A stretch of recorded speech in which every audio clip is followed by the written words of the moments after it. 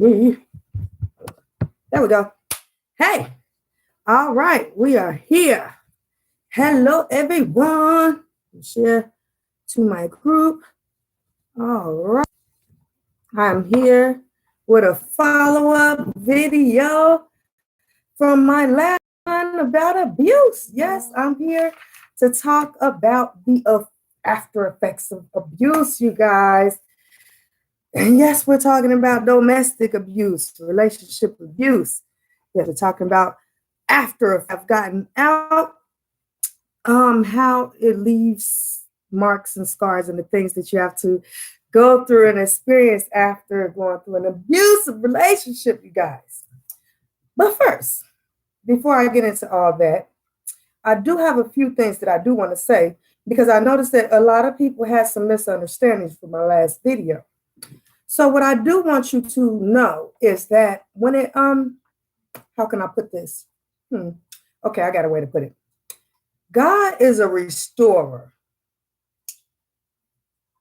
A lot of people may think that because I went through an abusive relationship or an abusive marriage that it affected our relationship as parents, but it did not. Actually, like I said, God is a restorer. And would you believe that after we separated, we actually became really, really good friends, almost like best friends. You know, we got along a lot better than we did when we were in a relationship. You know, we can actually talk to each other about relationships that we're in now. So it worked out in our best interest, actually, when we separated. You know, we learned, we grew, and we're great co-parents now. You know, we actually raise our children very well as co-parents. So that's something for you guys to know. So don't think that if you go through something that relationship cannot be restored. Hey there, Derek, but it can be restored. Yes, it can. The relationship can be restored, just like mine was. So there is hope.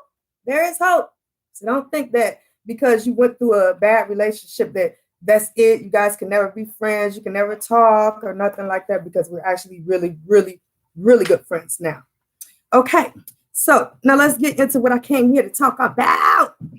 I'm here to talk about the after effects of being in an abusive relationship, because there are some very serious after effects that you must know about that can affect your other relationships to come, future relationships. And I want to help some people who, I don't know what happened with you, Derek, but I want to help you understand how it can affect your future relationships and maybe help you to have more healthier relationships in the future. Now, like I explained on my last video, you do have internal scars after being in dealing with abuse. Hola. You do have internal scars. And those are the things that you have to kind of like pray about and ask God to help you with, because you really can't heal them on your own. I ain't gonna lie. It's something that doesn't just go away. It doesn't go away. I don't know. You have to work on those. Those take a lot longer to heal. And one of the things that I find is after being in an abusive relationship, you find yourself being quite abusive towards yourself. Yeah, you kind of start to abuse yourself. You know, you're not necessarily very kind to yourself. You can be very impatient with yourself, you know, beating yourself up. When you do things wrong, you don't really give yourself that space or that time to heal. So, you know, you have to be aware of those things. You have to learn how to be a little bit, you know, another effect of abuse is you can go into a really deep depression. You know, I found myself after being divorced, I found myself very depressed because, you know, your whole lifestyle changes, because once you're used to being living a certain way, you having a certain routine and a certain lifestyle, and then all of a sudden it changes. You don't really know what to do with yourself when you have all this extra time and this free time, and you're just sitting there like, well, what do I do with all this time? When you're used to spending that time in a relationship and in a family setting, and you don't have that anymore, you can find yourself depressed, feeling like I don't know what to do with myself. What do I do? Where do I go? Where do I turn from here? You know, another thing that you have to worry about is that you'll start feeling or believing that you don't deserve happiness. You know, I don't know where this comes from. I don't know where it comes from.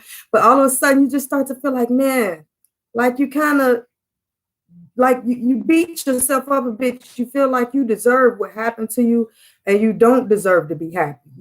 Even though you know that you do, unconsciously, subconsciously, you think like I don't deserve happiness. So you kind of like start to turn into a bit of an abuser towards yourself. Start abusing yourself. It's kind of crazy what you do. And not only towards yourself, but you start to treat other people bad as well. Yeah, you start abusing and attacking other people around you in your other relationships, whether it be family members or children. I see that a lot with women. You know, I'm so glad that I didn't do that though, you guys. Like I did not attack my children, but I've seen it on so many women where they will attack their children because they're upset with the dad or something like that. They'll take it out on the kids. And man, that's just a terrible thing. Please don't do that, y'all. Because it ain't their fault. They ain't asked to be here. Do not blame the children, you guys. Stop the shaking table there. Let me see. One thing that I found that I had a problem with is I had a problem when people were being nice to me.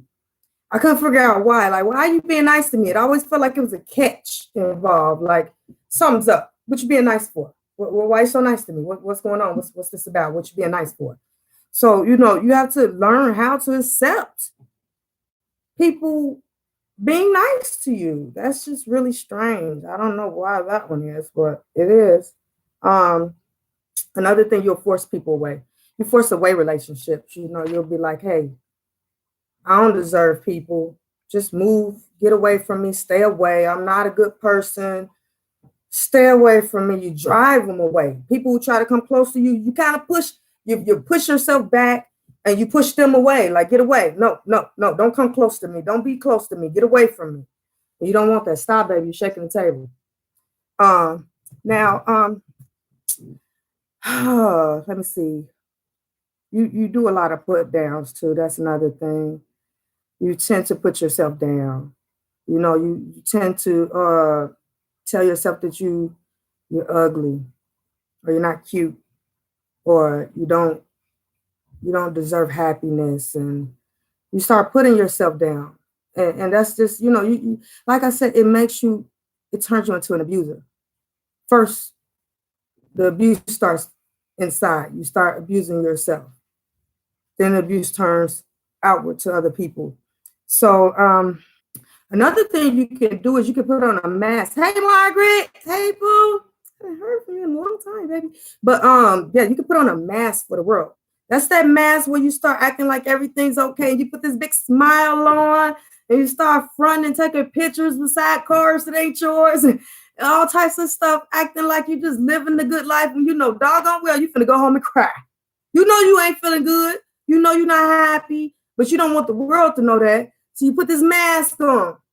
You put this mask on so don't nobody else know on the outside that you're dying on the inside. Like you just don't know what's going on with your life. You don't know which way to turn, which way to go. You just lost.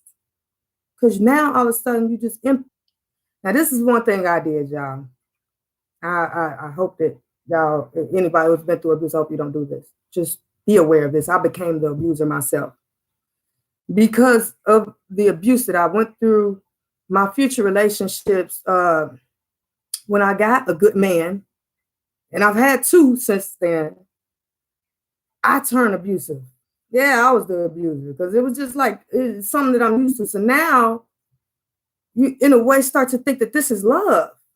Like if I'm not if I'm not being abusive, then that means I don't love you or I don't care. So you become the abuser, which is something that I did. I became very abusive towards the good men. I had good men in my life that helped me out, that was kind to me, that wanted to take care of me.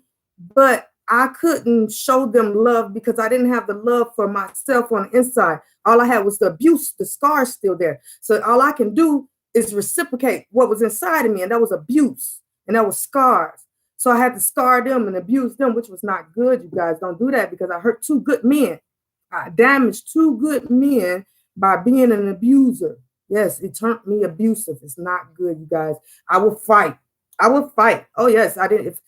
If I didn't agree with what they said, if they didn't do what I said, oh well, I'm gonna make you do it.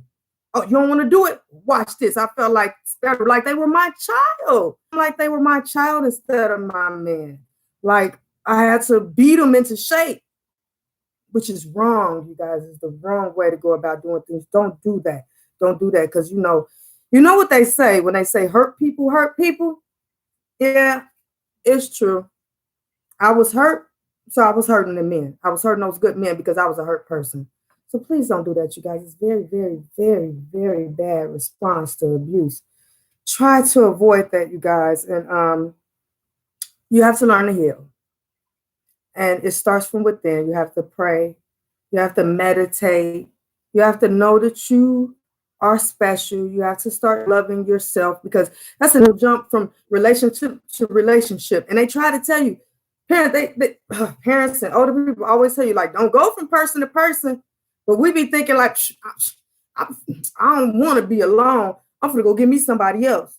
And that's what I did, y'all. And I end up hurting that next person because I didn't give myself time to heal. But had I given myself time to heal, I wouldn't have hurt that next person, y'all. So give yourself time to heal. Do not just jump from abusive relationship and try to get in another relationship. It's not going to work. It's good. You're going to hurt somebody else. Don't pass along that hurt from one person to the next. Heal yourself first. You have to learn how to mend your wounds first. Love yourself first. Don't jump right into another relationship. Take some time for yourself. You have to. It's very, very important. Be very patient with yourself. It's going to take some time. Took me actually, I'm going to be honest with you guys. I'm just now healing.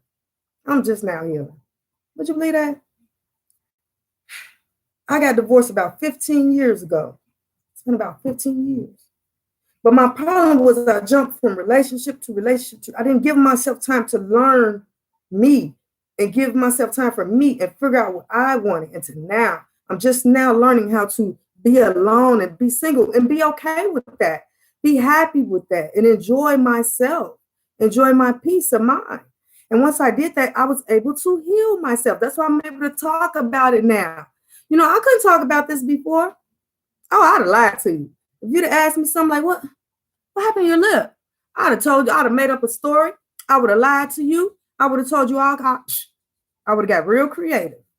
But today, I can tell you it came from being in the domestic violence relationship. And the reason why I can tell you that is because I've healed myself. I'm okay now with it. It doesn't bother me anymore. I'm not hurt by it anymore. I've healed myself, which is something that takes a lot of time.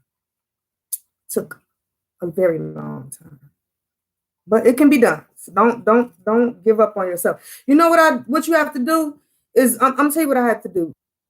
I have a little girl that I take care of. Her mother died. And I'm very gentle with this little girl. She can be quite a little brat from time to time. I ain't gonna lie. She talk her butt off, talk her ear off. It kind of frustrates you like crazy. But I don't allow myself to lose myself in her shenanigans, because I know I have to be gentle with her because she's going through a lot. So that's kind of what you have to be with yourself. You have to be gentle with yourself. You have to be kind to yourself. Even though you're going to be frustrated with, man, I should know better than this. I should be farther along than this. You're going to be getting frustrated with yourself, but don't beat yourself up. Be very gentle. Treat yourself like someone who has lost someone. Be very kind. Be very gentle with yourself. And you will heal. It takes time. You will heal, though. So look at me. I'm healed. I'm all happy. And I'm actually, in a place now where I don't have to be in a relationship. But if I do, that's great. That's awesome. But it's not mandatory, because I'm okay with being by myself. It's just fine. Now, one last thing before I get off of here, I'm going to give y'all some warning signs of abuse.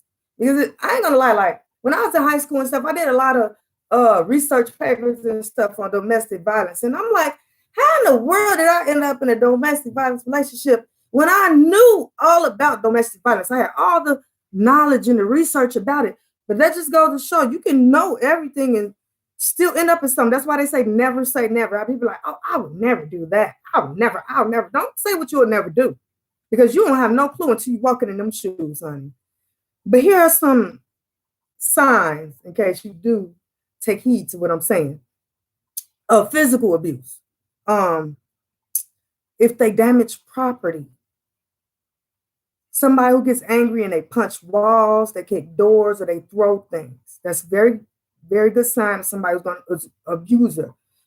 Somebody who is who scares you with driving. Oh, they'll start speeding in a car, doing reckless type driving to scare you. That's another sign of an abuser. Somebody who throws you out your house, throws you out their home, kicks you out a lot. It's another sign of abuse. Traps you in a room. Yeah. Some of them trap you in a room, in a house, or they take your keys from you, make it where you can't leave. It's abuse, you guys. Abandons you in like a unfamiliar, leave you somewhere where you don't know nobody and you don't have no way home or something like that. That's another warning sign, red flag. Abuser, abuser, abuser. They prevent you from calling from help. Like you're in a situation, you're like, I'm gonna call the police on you. They snatch your phone from you, take stuff from you. Don't allow you to call friends or family. Or if you are injured, they won't let you call for medical attention. You know, that's another sign. You know, of course, the obvious signs: hitting, slapping, punching, kicking, biting, choking, all those things. Those are all signs. But those are physical signs. There are some other signs, y'all. See, I'm telling you, I did research on this when I was a kid. I still got my research. So there's emotional signs of abuse as well. Like the type that want to control your money. They want to control your finances. They want to hold your money for you. They want to know how much money you get. You know, they won't let you just control your own funds. They monitor where you go. They like, who you going? Where you going with? Who gonna be there? What time? You know, all these things. They monitor your phone calls. They want to know who calling your phone. They checking your phone. They checking your log. Every time your phone ring, they see your phone before you get to it. Your emails. You on the phone, they all in your conversation, eavesdropping. Red flag, warning, warning. They threaten you, threaten your family members, your friends. You know, those are different signs, different warning signs. Man, y'all got to pay real close attention to these signs, because these red flags, if I'd been paying attention, I probably wouldn't end up in a situation. They try to isolate you from your friends and family. Now, that's a real big one. Like, they want to keep you away from friends. You know, if I had paid attention, that was one, that real big one for me. Like, oh, you don't need to be around these people, family, friends. I literally, when I was looking up this research, I found a poem. Y'all know I'm a poet. I've been writing poems my whole life. I actually found a poem that I wrote, you guys, to him, where I said I was very submissive, you guys. I submitted to the fact that I left my friends and my family. And I was like, oh, you know, I left them all alone for you so we can better our future. No. They will accept your friends and your family. They call you names, of course, insult you. They're overly critical about like what you're wearing, what you're dressing, how you look, all these different things. And of course, you know, you got the sexual abuse. You know, they force you to have sex even when you don't want to. If you say no, they force it on you. They make you feel uncomfortable with all type of vulgar language and stuff. And even make you watch things that you don't like to see. That's one that I found. I said, wow, they make you do that. But I actually know somebody else who experienced that, being in a position where they were married and their husband made them watch certain sexual acts and things that they didn't agree with. And that's another form of abuse. Or they make you do sexual acts with other people. Yeah, I've seen that too, where someone actually made their wife have sexual intercourse with another man in front of them. You know, that's just very abusive. They may not have hit them physically, but that's abuse too. You know, but you feel like, oh, if you love me, you'll do this. You know, that's abuse. You know, don't go for it. You know, they touch you against your will. That's another thing, you know. They don't take up for you, man. Especially if when it comes to sexual things like that, they don't take up for you sexually if they allow other people to have sexual advances towards you. That's a big one, you guys. We're gonna say that one for a whole nother video. That's a whole nother video, y'all. So I hope that you guys learned something for this video. I hope that it helps somebody. These are all warning signs that can help you. And these are also things that will happen after an abusive relationship. I pray that you all give yourself time to heal if you have been in a relationship like this. Don't jump into another relationship. You deserve healing time. Love yourself. Learn how to hate you. And I love all y'all. So thank y'all for stopping by listening. Y'all have a wonderful day.